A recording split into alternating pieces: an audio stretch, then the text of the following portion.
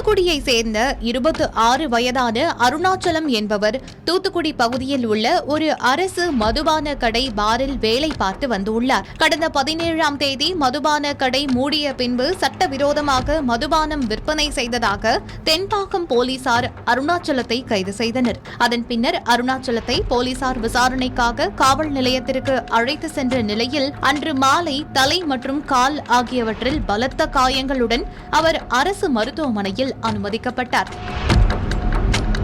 தொடர்ந்து இதுகுறித்த விவரம் அவரது உறவினர்களுக்கு தெரியப்படுத்தப்பட்டது. இந்த சூழலில் சிகிச்சை பலனின்றி நேற்று அருணாச்சலம் பரிதாபமாக உயிரிழந்தார். இதனைத் தொடர்ந்து அவரது உறவினர்கள் காவல்துறையினர் அடித்ததால் தான் அருணாச்சலம் உயிரிழந்தார் என உடலை வாங்க மறுத்து போராட்டத்தில் ஈடுபட்டனர். போலீஸ்காரங்க வந்து என்ன சொல்றாங்க, நாங்க அடிக்கல, ஆனா நாங்க இதை யாரும் நம்பல சார்.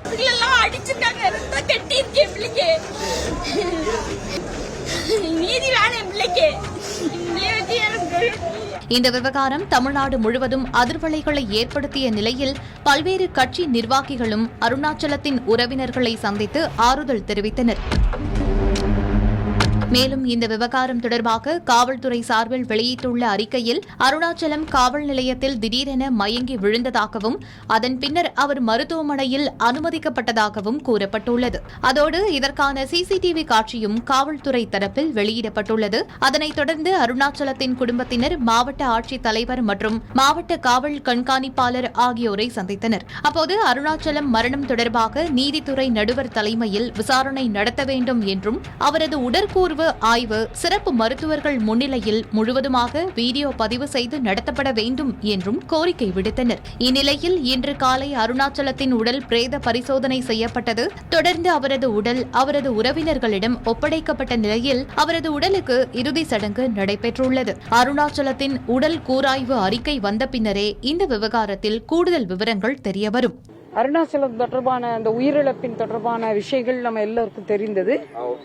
போஸ்ட்மார்ட்டம் ரிசல்ட் வந்ததும் அடுத்த கட்ட முடிவுகளை எடுப்பதற்காக நாங்கள் காத்திருந்தோம். காலையிலேருந்து வந்து காத்திருந்தோம்.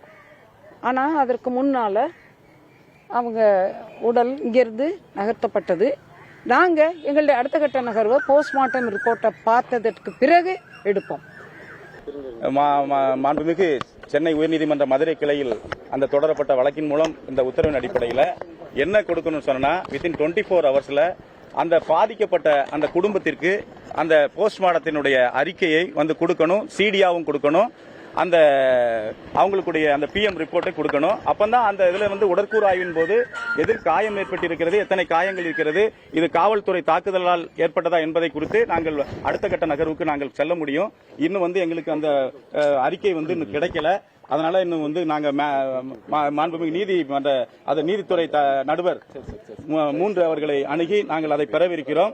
சட்ட ரீதியாக காவல்துறை வந்து அதுல வந்து தவறிழப்பின் அவங்களுக்கு உரிய நடவடிக்கையை நாங்கள் நீதிமன்றம் மூலம் அந்த பெற்றோர்கள் அந்த பாதிக்கப்பட்ட குடும்பத்திற்கு இழப்பீடோ அல்லது அவங்களுக்கான நீதியோ கிடைக்கிறதுக்கு நாங்க அந்த காவல்துறை சித்திரவதைக்கு எதிரான கூட்டியக்கம் சார்பில் நாங்கள் செய்ய தயாராக இருக்கிறோம்.